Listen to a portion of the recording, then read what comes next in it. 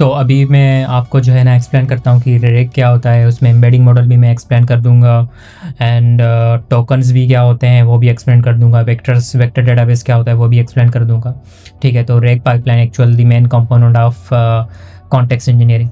सही है, तो यहाँ पे मैंने जो है अपना ड्रा टूल जो है लेके आया हूँ। यहाँ पे मैं लिखूँगा रेग। ठीक है, रेग को हम एक्सप्लेन कर देंगे। रेग क्या होता है? Retrieval augmented generation. पहले इन 3 वर्ड्स की मीनिंग समझ लो। ठीक है, आर फॉर रिट्रीवल। ठीक है, यहाँ पे अगर मैं लिख लूँ रिट्रीवल एंड जो है हमारे पास जो है इसका मतलब होता है ऑगमेंटेड। ठीक है, ऑगमेंटेड मतलब ऐड करना, ऐसे समझ लो कि डेटा ऑगमेंट करना। ठीक है, या डेटा को ऐड करना फर्दर अगर आप समझ जाएं तो। जनरेशन आपको पता है कि किसी चीज़ का आउटपुट को जनरेट करना। सही है, ऐसे कुछ समझ लो। ठीक है, तो इसको भी मैं करता हूँ ब्लैक। ठीक है, तो मीन्स रिट्रीवल ऑगमेंटेड जनरेशन। जब हमें अगर मॉडल को एडिशनल डेटा देनी है तो वो एडिशनल डेटा देने के बाद वो स्टोर कैसे होगी और वो रिट्रीव कैसे होगी, तो ये सब कुछ रेग हैंडल करते हैं। रेग में क्या होता है, फर्स्ट इनिशियली हमने डेटा अपलोड कर दी। लेट्स सपोज ये हमारा ऐसे समझ लो कि जो हम रेप्लिका बना रहे हैं चैट जीपीटी, ये हमारा वो है। ठीक है, इसको मैं यहाँ पे फ़िलहाल के लिए जीपीटी लिख लेता हूँ। ये हम रेप्लिका बना रहे हैं, जो हम अपना मॉडल रेप्लिका, बहुत ही गंदा लिखा जा रहा है। ठीक है, रेप्लिका समझ लो आप, रेप्लिका मॉडल। अब मैं क्या चाह रहा हूँ कि मैं इसको एडिशनल डेटा दूँ, मैं अपनी इसको सीवी दूँ, ताकि इससे फिर मैं फर्दर आउटपुट जनरेट करवा सकूँ बेस्ड ऑन माई सीवी। और कभी अगर नेक्स्ट टाइम मैं इससे पूछूँ तो ये मुझे एक्यूरेट आउटपुट दे, क्योंकि इंटरनेट पर तो मेरी इन्फॉर्मेशन इसको नहीं मिलेगी। तो मैं इसको अपनी सीवी दूंगा। सीवी, अब जो मॉडल्स होते हैं, एलएलएम्स होते हैं, लार्ज लैंग्वेज मॉडल्स। ठीक है, एलएलएम्स वो समझते हैं टोकन्स की ज़ुबान। और टोकन्स भी क्या होते हैं? टोकन क्या होता है? Token is equals to 4 characters जो होते हैं ना, वो हमारे मतलब is equals to 1 token. But tokens के भी फर्दर हमारे पास वेक्टर्स होते हैं। ठीक है, वेक्टर्स या एम्बेडिंग्स हम बोलते हैं, दोनों आप कुछ भी बोल सकते हैं। एम्बेडिंग में शॉर्ट लिखूंगा एम्बेडिंग।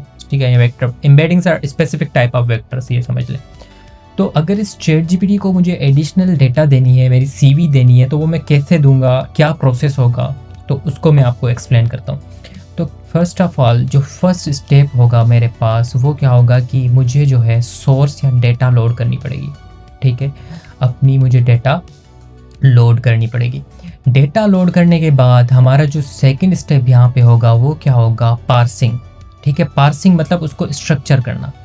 ठीक है, या आप स्ट्रक्चर में क्या क्या आ जाएगा? स्ट्रक्चर में हमारे पास आ जाएगा इस डेटा को, अगर txt है तो txt लोडर यूज़ करना पड़ेगा, pdf है तो pdf लोडर यूज़ करना पड़ेगा, csv है तो csv लोडर यूज़ करना पड़ेगा।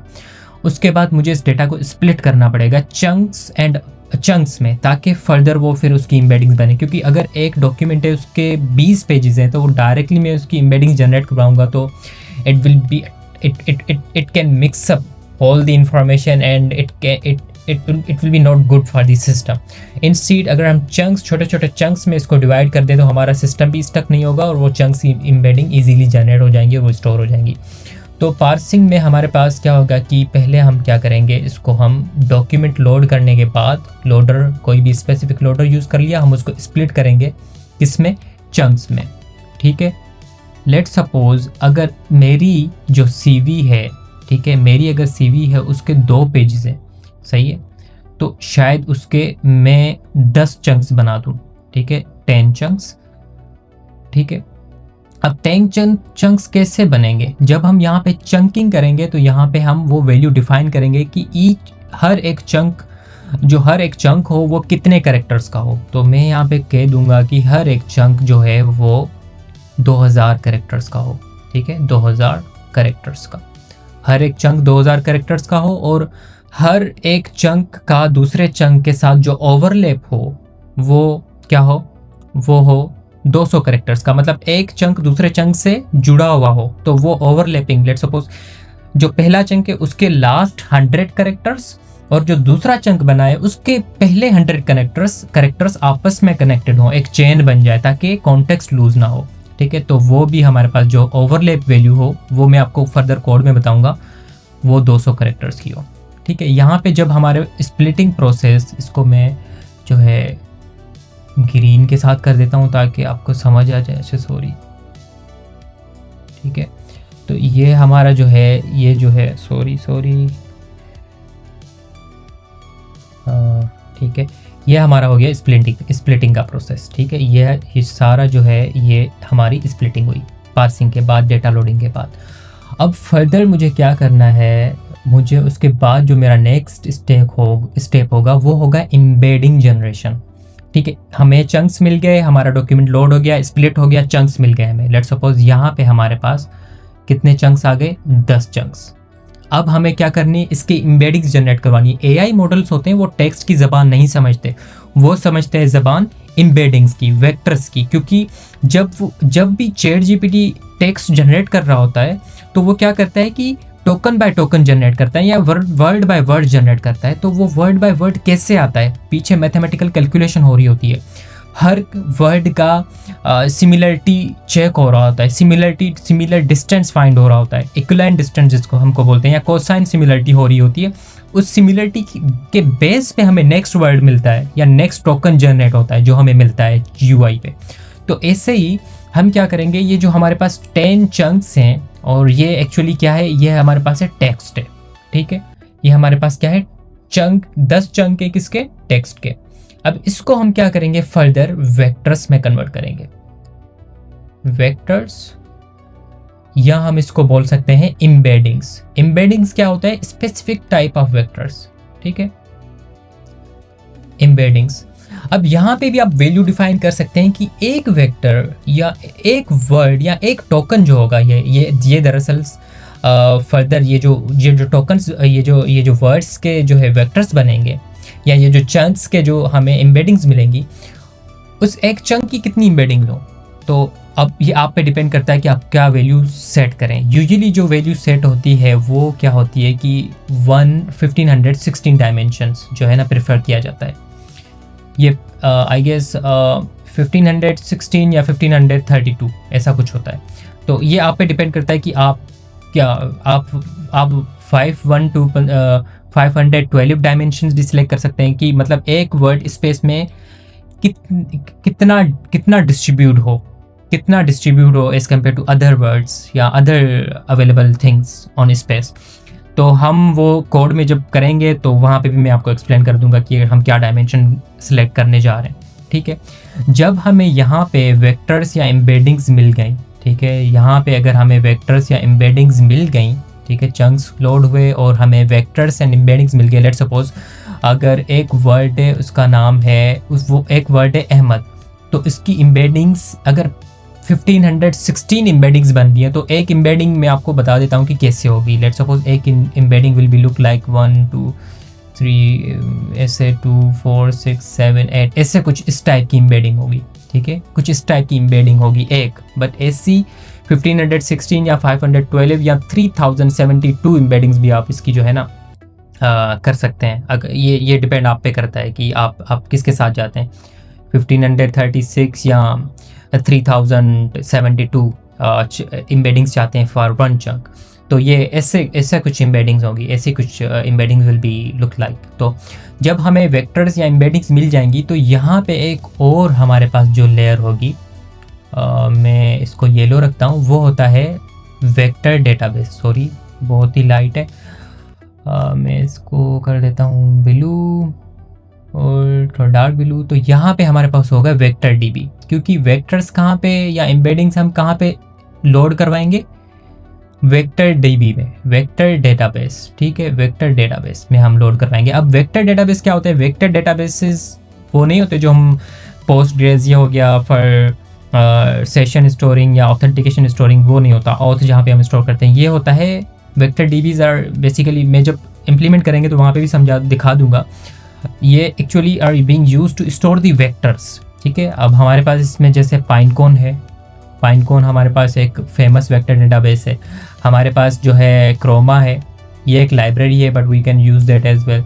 हमारे पास पीजी वेक्टर एक्सटेंशन है जो हम यूज़ करेंगे आज सुपा बेस में, ठीक है, हमारे पास वेविएट है, बहुत सारे वेक्टर डेटाबेस, हम कोई एक वेक्टर डेटाबेस लेंगे और वहाँ पे ये जो चंक्स होंगे वो हम क्या कर लेंगे, स्टोर, ये जो chunks with their respective embeddings. अब स्टोर कैसे होंगे, एक चंक स्टोर होगा वेक्टर डेटाबेस में, बट उसके साथ उसकी जो एम्बेडिंग वेक्टर्स होंगी, EMB लिख रहा हूँ मैं, वो भी स्टोर होंगी। एक respective chunk will be stored, one respective chunk will be stored with their respective embeddings database में, रो बाय रो। ठीक है, यहाँ पे जब हमने ये स्टोर कर लिया, अब हमारे जो chunks, text chunks are being stored in vector database with their respective embeddings. अब जब यहाँ पे हम इसको अगेन मैं कर देता हूँ कोई ऐसा कलर जो कि पर्पल ले लेते हैं।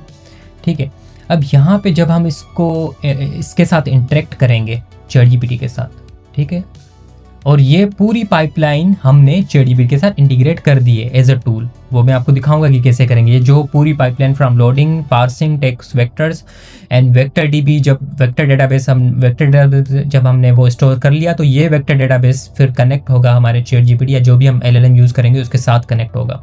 वो मैं बताऊँगा कि कैसे हम कनेक्ट करेंगे। जब यहाँ पे मैं इसके साथ इंटरेक्ट करूँगा, तो लेट्स सपोज अगर इससे मैंने पूछ लिया टेल मी अबाउट अहमद, ठीक है, यहाँ पे अगर मैंने इसको पूछ लिया टेल मी अबाउट अहमद, ठीक है, टेल मी अबाउट अहमद, अब ये क्या करेगा ChatGPT, पहले क्या करेगा, मैं इसको ऑलरेडी सिस्टम प्रॉम्प्ट में बता दूंगा कि भाई जब भी मैं कुछ आपसे क्वेश्चन करूं तो पहले मेरा कॉन्टेक्स्ट चेक करना या DB चेक करना, अगर वहाँ पे आपको इन्फॉर्मेशन मिल जाती है तो वहाँ से रिस्पॉन्स करना, अदरवाइज अब अपनी इन्फॉर्मेशन चेक कर लेना। तो जब मैंने इसको बोला कि टेल मी अबाउट अहमद, तो सबसे पहले ये मेरा LLM क्या करेगा, ये वेक्टर डेटाबेस में जाएगा। ठीक है, और मैंने क्या यहाँ पे मेंशन किया है, मैंने यहाँ पे मेंशन किया है अहमद। ठीक है, यहाँ पे मैंने वर्ड मेंशन किया है अहमद, सही है। तो ये क्या करेगा, इन वर्ड्स को उठाएगा, ठीक है, और ये जाएगा वेक्टर डेटाबेस में। ठीक है, और यहाँ पे ये क्या करेगा, इन वर्ड्स की अगेन ये भी एम्बेडिंग्स बनाएगा।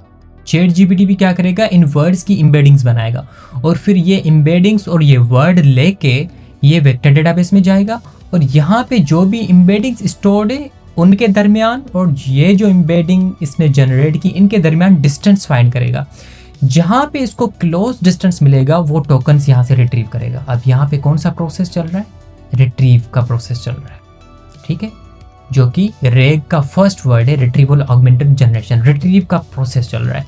इसने क्या किया, मैंने इसको कहा कि टेल मी अबाउट अहमद, इसने अहमद ये और बाकी वर्ड्स की एम्बेडिंग्स बनाई, एम्बेडिंग्स बना LLM खुद कर रहा है, एम्बेडिंग्स बनाई और एम्बेडिंग्स और वो वर्ड्स लेके ये वेक्टर डेटाबेस में गया, वहाँ पे उसने डिस्टेंस फाइंड किया बिटवीन दी एम्बेडिंग्स जो कि यहाँ पे स्टोर्ड है और जो एम्बेडिंग्स इसने बनाई है। जो भी क्लोजेस्ट एम्बेडिंग्स होंगी वो सारी ये लेगा और वो सारे चंक्स उससे रिलेटेड जो भी चंक्स होंगे वो लेगा।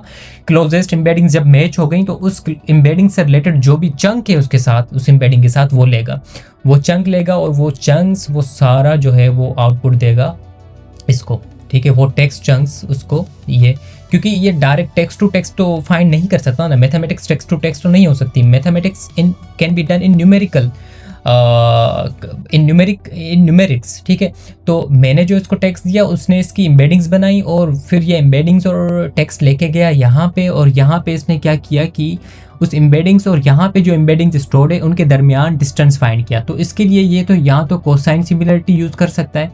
ठीक है, यहाँ तो ये इक्वलाइन डिस्टेंस जो होता है हमारे पास, ठीक है, इक्वलाइन डिस्टेंस जो कि हमारे पास फार्मूला होता है। ठीक है, x2 माइनस x1, ठीक है, प्लस y2 माइनस y1 जो हमारे पास फार्मूला होता है वो यूज़ करेगा, और इस फार्मूले को यूज़ करते हुए ये सिमिलर जो है चंक्स यहाँ से फाइंड करेगा। ठीक है, जो भी एम्बेडिंग्स इसको मिली, लेट्स सपोज यहाँ पे अहमद मेंशन है और इसकी एम्बेडिंग और उस अहमद की एम्बेडिंग जो यहाँ पे स्टोर है उसके दरमियान अगर डिस्टेंस बिल्कुल कम होगा तो वो उस चंक को रिट्रीव करेगा और वो चंक्स फिर वापस ये मॉडल को देगा। मॉडल फिर क्या करेगा, उस टेक्स्ट को, ये जब इंफॉर्मेशन इसमें ऑगमेंट हुई, ऑगमेंट अब क्या है, ऑगमेंट मीन ऐड हुई, ये जो रिट्रीव होने के बाद इंफॉर्मेशन आई ये ऑगमेंट हुई ChatGPT में, ऑगमेंट मीन ऐड हुई ChatGPT में, और फिर ChatGPT क्या करेगा, उस एक्सटर्नल इंफॉर्मेशन को यूज़ करके जो है यूज़र को आउटपुट देगा या टोकन्स जनरेट करेगा या वर्ड्स जनरेट करेगा और या आउटपुट जनरेट करेगा, और वो फाइनली बता देगा कि अहमद इज़ XYZ ब्ला ब्ला ब्ला ब्ला। तो क्या हुआ कि पहले रिट्रीवल का प्रोसेस हुआ, फिर यहाँ पे हमें जब स्पेसिफिक एम्बेडिंग्स और टेक्स्ट मिल गया तो वो फिर जाके ऑगमेंट हुआ चैट जीपीटी में, चैट जीपीटी के पास आया, चैट जीपीटी ने फिर उसको यूज़ करते हुए जनरेट किया आउटपुट। तो रिट्रीवल, ऑगमेंटेड जनरेशन, और वो फिर हमें आउटपुट मिल गया। और वो या तो जो हमारे पास जो यूज़र है उसको आउटपुट मिल गया फ्रॉम इट्स ओन डेटा। अगर यहाँ पे ये इसको नहीं मिलता तो ये फिर खुद की अपनी इन्फॉर्मेशन यूज़ कर लेता हो, वाट एवर अहमद, जो भी इसको अहमद मिलता है इंटरनेट में, या कोई भी अहमद इसमें फीड है वो बता देता है कि अहमद, और वो एक्यूरेट इन्फॉर्मेशन नहीं होती। ठीक है, तो दिस इज़ हाउ रेग वर्क्स। ये होता है रेग। 3 स्टेप्स। पहले हमने डेटा लोड की, डेटा लोड के होने के बाद वो डेटा स्प्लिट हुई, स्प्लिट होने के बाद चंक साइज, चंक ओवरलैप हमने डिफाइन कर लिया, फिर स्प्लिट हुई डेटा, स्प्लिट होने के बाद वो चंक्स की एम्बेडिंग्स बनी, एम्बेडिंग्स बनने के बाद वो वेक्टर डेटाबेस में स्टोर हुए। अब वेक्टर डेटाबेस क्या होता है, एम्बेडिंग मॉडल क्या होता है, ठीक है, डेटा लोडर्स जो हम यहाँ पे यूज़ करेंगे वो क्या होता है, ये साइज जो चंक ओवरलैप चंक ये सारा ये क्या होता है, एम्बेडिंग्स क्या होती है, एम्बेडिंग मॉडल क्या होता है, ये सारा मैं आपको अभी जो हम प्रैक्टिकल करेंगे उसमें सारा एक्सप्लेन करूँगा। एंड उसमें फर्दर आपको बहुत क्लियर हो जाएगा, क्योंकि this was theory and now we are going to do a practical.